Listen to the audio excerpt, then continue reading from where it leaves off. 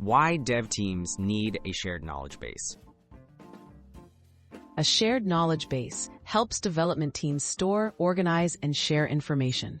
It reduces duplication, speeds up onboarding, and ensures everyone can find up-to-date documentation.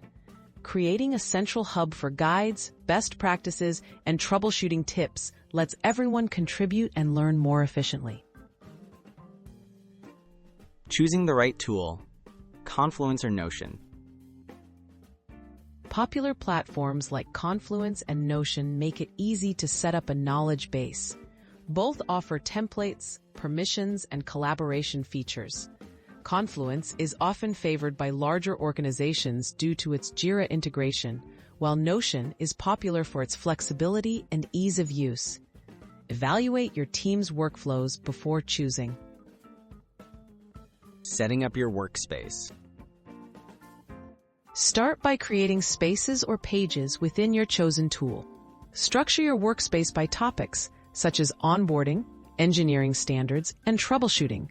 Use folders, tags, or navigation menus to make it easy to browse.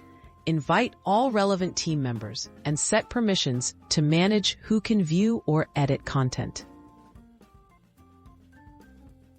Creating and maintaining collaborative documentation.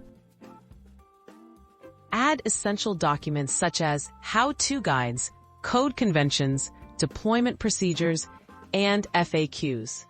Encourage team members to contribute and update content regularly. Use comments or version history to discuss changes and track edits, ensuring your knowledge base stays current and reliable. Best practices for ongoing success. Regularly review and update documentation to prevent outdated information.